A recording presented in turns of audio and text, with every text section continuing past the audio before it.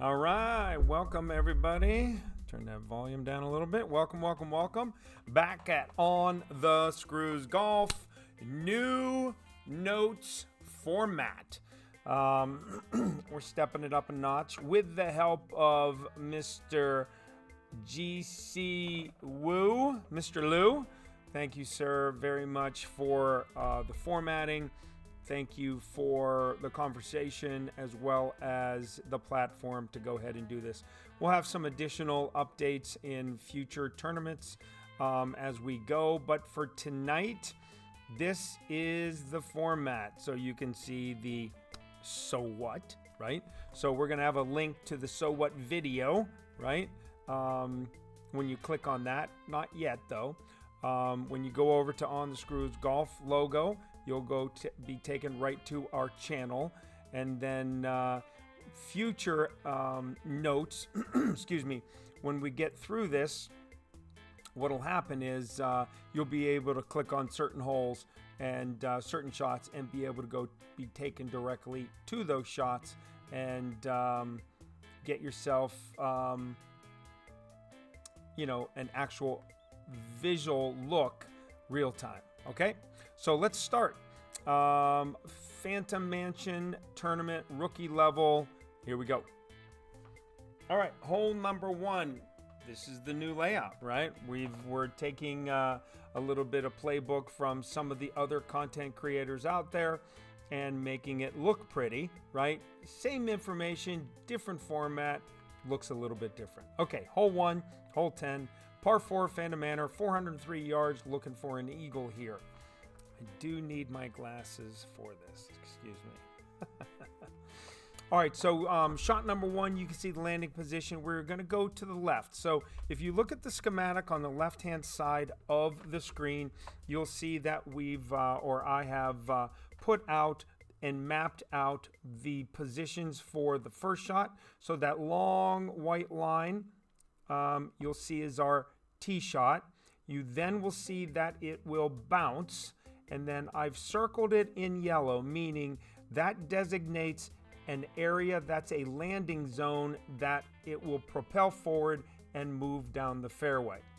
Once you see it then end and you have a white circle, that means that is where your second and or third shot will come from. Yellow designates landing, white ring designates second shot, okay? Excuse me. So it's going to be white all the way down into that neck, way down there at whatever it is, 365 yards. And then the red would be our second shot, an attempt at the hole. All right, so that's the logo on the left-hand side, the whole schematic, and that's the rationale. White line meaning first shot, red line meaning second shot, yellow ring meaning landing zone, white ring meaning second shot designation. All right, shot number one, extra mile 6, 7, and or 8 will work here. Tighten ball, 10% at max, full top spin, one right spin, gets you down to 364, 370. With a 8, EM8, 4.5 top spin, one right spin, excuse me. You can see in the top right picture there, you want your ball guide to be inside that rough line. So not only that one spin to the right, but also the topography of the slope going from left to right will make sure that you stay away from that rough line and get to the bottom of the neck of that fairway. If you do that with the EM8, again, roughly around 364 to 370, and then you can go down to the second shot, which will be one left spin only for me. We're going to be using the Firefly 4, 5, and or 6 for this shot. You can go ahead and use a rapier, whatever else you might have, but in my bag, it's the Firefly. And you can use a 10% max adjustment, and you're going to go 0 top spin, 1 left spin, aim it directly in the hole, max adjustment off 10%, and hit it perfect. First eagle of the day, -2. All right. Hole number 2. par 3, first par 3 of the tournament. What we're going to do here for our purposes is we're going to go ahead with the rough bump. All right. We've made it a couple times. We're missing just on the left or the right other times, but I think we're getting this dialed in. So we're going to go Goliath 6, 7, or 8 if you choose the rough bump option. Titan ball. We're now going to go to a 15% max adjustment. You're going to do the rough bump. We're going to go 5 top spin, 1.1 left spin, and you're going to aim the ball guide over the left corner of the dark green square on the green. So you can see that you have the shot 1 landing, and then there's a rough bump, and then we circle it with the ball guide. So there's the top picture, which gives you a 30,000 foot view. Then we zoom in and you can see that ball guide is aiming right over the inside of the tip of that dark green square on the green there. And that's really your designation point when you're trying to make this hole in one. Again, 15% max, 5 top, 1.1 left. Get your ball guide after you put your spins on. Then you go ahead and line up your ball guide to the tip of that, inside tip of that dark green square, and then go ahead and hit it perfect. Okay? That's hole number 2. All right, hole number 3, par 5, 497 yard at the Phantom Manor golf course. So we're going to go ahead here again with the schematic. You can see the yellow ring. We're going to bounce off that first fairway, end up down in that second fairway, right around 350 to 371 yards. Now again, when you get up in that second fairway, it's a slope that you're going to bang into, and it's going to slow down and then go up the hill to the right and then come back down to the middle in the left of that fairway. So with that first tee shot, extra mile 6, 7, or 8, and a Titan ball. With an 8, you don't really need to do much overpower at all. With the top spin and the 2 left spin, you're in good shape there. So you go 4.5 top spin, 2 left spin, and then go ahead and bring the ball down to the bottom of the power circle, and then go ahead, pull it over to the left a little bit, and then hit a perfect tee shot. Get you down 350 to 371. If you're using the 6 or 7, what I do, and a lot of people don't like this, but I use full overpower here. I go full top spin, 2 left spin, and you can see that the wind is probably like around 2.5 to 3.8 mile an hour wind. Make sure you give yourself enough, almost a half a ring additional when you move that. Adjustment for the wind. Just do the fact if you hit it great inside left. You want to be able to give yourself a chance at still hitting that fairway and getting onto the second fairway for the attempt for the eagle. Especially when you're doing a full overpower shot, you need variances both to the left great, to the right great, or even good. If you hit it good or great to the right, you're going to be in the rough on the right. If you hit it great or good to the left, you're going to be in that first rough and possibly in the bunker, and you're going to put yourself in a tough position. Okay, so that's hole number 3, the first tee shot. Let's go to the second shot. If you are fortunate enough to get into that 350 to 370 range, what you're going to do is you're going to use the Goliath 6, 7, or 8. We're going to do a rough bump here at minus 5% at max. And we're going to go 4 top spin, no side spin. You're going to aim right at the pin. And you can see where it says the bullseye, the 0.5 ring bullseye, is what's cutting the rough and the fairway edge when you're setting up for your rough bump. So I hope everyone understands what that means. You have the yellow ring, the orange ring, the blue ring, the clear ring, and the white ring. They've added that 0.5 or inner green ring, and that is what we're talking about. That inner green ring should be cutting the fairway and the rough as you're setting up for this rough bump. Okay? All right, that's hole number 3. Hole number 4 Par 3. This right here is an opportunity for a hole-in-one. And you'll see that, a sniper 5, 6, 7, and 8. I've made it with a 5, I've made it with a 7, and I've made it with an 8 hole-in-ones, okay? And you're going to use the Navigator ball, which is a power 1 ball. You're going to be at 10% min, right? So you need the 3 backspin, okay, with the sniper 5. And if you use the Navigator, do yourself a favor, I don't have it on here, but you might not want to bring the Goliath in the bag, right? Because of its distance. So if you have a Goliath 5, 6, 7, or 8, take that out of the bag, put a Grim Reaper on, something that has low distance, so that if you need to adjust backwards, which this is a downwind shot, you're going to have to adjust backwards, you're going to give you that extra 1 to 1.5 rings of adjustment that you may need for the wind, okay? So as we get into the weekend rounds and the opening rounds, the winds may alter a bit higher, so we're going to have to be taking that into consideration, okay?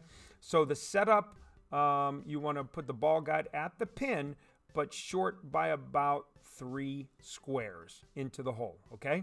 And then you're going to go 10% at min, but what you want to do here is just go 1-to-1 and hit it perfect. You're going to give yourself, I'm going to say, a high probability of 80% or higher of making the hole-in-one with this adjustment, okay?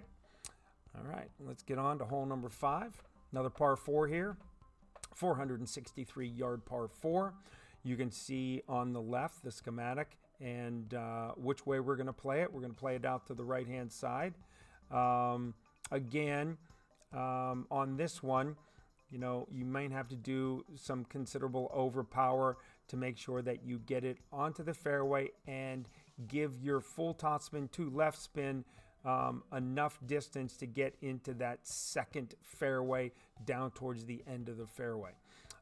If you choose not to do it that way, Anthony Harris has a really nice a hook shot here with extra mile 6, 7, and I think that's about a 11 to 14 ring adjustment. And you do full top spin, full left spin, adjust for 11 to 14 rings, and then do the full power hook, and it works perfect. Hits that first fairway, bounces over the rough and the bunkers, gets down into that 380-yard range, 382. So it's a really nice option. If you don't want to do the overpower, you can go ahead and get to Anthony Harris's channel and see his tutorial on his shot, and go ahead and use that as a power hook option if you are uncomfortable with an extra mile 6, 7 full overpower, full top, 2 left spin power shot. Now, if you have an EM8, you're going to go 4.5 top spin, 2 left spin, 50% overpower, and maybe just a little bit past the bottom of that power circle. That power circle, it's going to break, it's going to open up, you're going to pull it down a little bit, and you should be able to get really close to perfect, if not perfect, every single time. And that'll get you down into that 401-yard range, which is the dark shadow that cuts across from the very edge of the bottom of the fairway. If you get all the way down there, you're going to be using a thorn as your second shot. With that Titan ball, it's going to be a -5 min adjustment. How I play it with the 5 and the 6 of thorn, we go 2 backspin, no side spin, 1 to 1.5 squares short of the hole, and then obviously go ahead and hit perfect, and you're going to make yourself another eagle. All right, so we're moving right along, playing really well, making considerable amount of drops with these type of adjustments. All right, hole number 6, par 5. Again, pretty straightforward for my estimation. And again, not everybody has the same clubs as what these notes relegate. We do anticipate that a lot of people will be playing these notes with higher level clubs because it is advanced rookie. But if you have clubs that are extra mile 6, 7, and maybe a Firefly 3, a Goliath 6. All of these notes still work for all those clubs. Even with a Horizon level 2, it works. Okay, so let's take a look here. For this shot, we're going to go ahead with the Extra Mile 6, 7, and 8 and a Horizon rough bump. Again, the Horizon has a low accuracy club. What do you want? Just club accuracy. And if you hit it great, you're going to be in big trouble. Okay, so just be cautious of that.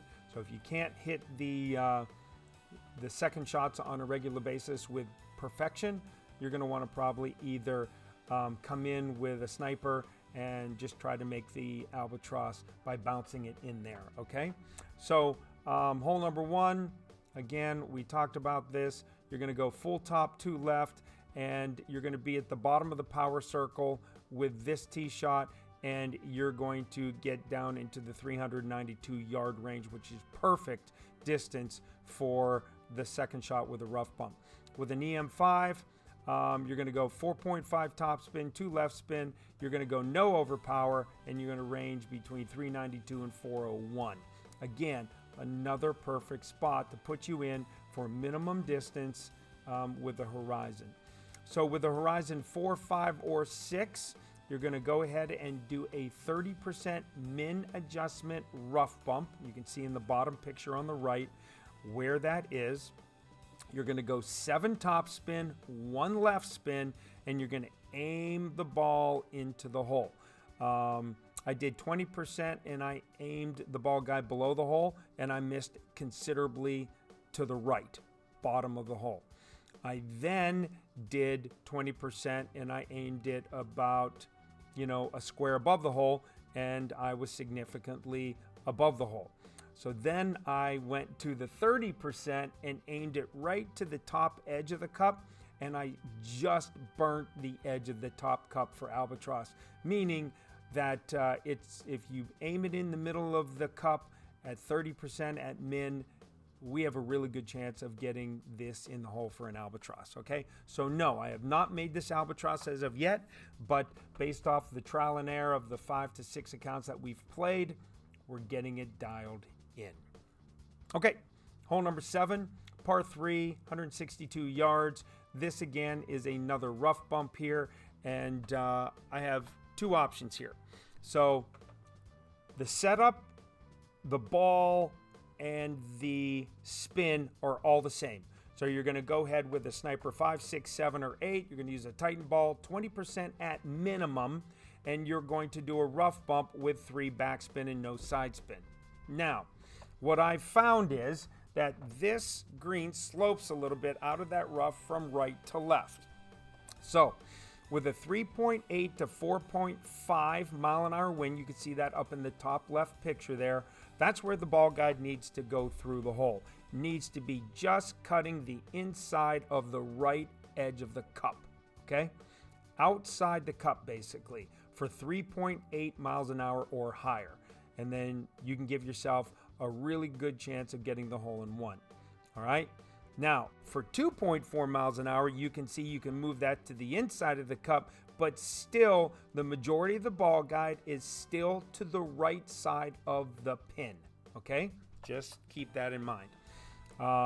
So you can see the rough bump on the far right picture, the larger picture, where the rough bump is. You can see that we have, again, the inner green 0.5 bullseye circle cutting the rough and the fairway, all right? Now, if you have a 3.8 to 4.5 mile an hour wind, you may need to pull back the ball in the power circle a little past normal. So normally you just bring it right back into the middle and let it go. Everything's great. But with that higher wind, you may need to come past 50%, maybe 60%, 65%. So the ball gets up into that rough line and jumps forward and keeps its track. If you don't, it's going to hit further back. It's going to pop up straight forward and go to the left, and you're going to miss left on a regular basis, okay? So just keep that in mind when you're playing this rough bump. You need a little extra power when you're in that 3.8 to 4.5 mile an hour zone, okay? All right, hole number 8 and number 17, par 4, 408 yards. We're going to go ahead with the EM 6, 7, and 8 Titan ball, 20% max. We're going to end up in that 370-yard range, okay? So up in the top 2 pictures, we have the shot 1 landing zone pre-wind adjustment. So we basically start it there, give ourselves a full top spin, 2 left spin, and try to get it the yellow ring on the left of the rough, but get that ball guide as close to the next fairway as possible. Then, after we adjust for our wind, obviously you can see how far we have to adjust. It's almost half of the blue ring in that rough, again, dependent on the wind values. And then from there, that's all the way stretched out at max to do that wind adjustment. Then, of course, you can see in the ball guide, we're going to go full top 2 left. You can see that we're doing probably about 80% overpower with about a half of the ball curl to the left. We're going to do our very best to hit it perfect. And if we do that, we should be at the 370-yard mark. If we're at the 370-yard mark, then what's going to happen is we're going to have this wonderfully easy little pitch shot down the hill with a Firefly. And you're going to play this at 20% max, okay? No topspin, no side spin. Aim the ball guide directly in the hole, about 1 to 1.5 squares short of the hole. Hit perfect. Another eagle on the card. Okay? Pretty straightforward. All right. Last but not least, hole number 9, par 5, Phantom Manor. Again, one of these holes where I haven't made an albatross yet. Still looking for that first albatross. Well, that's not true.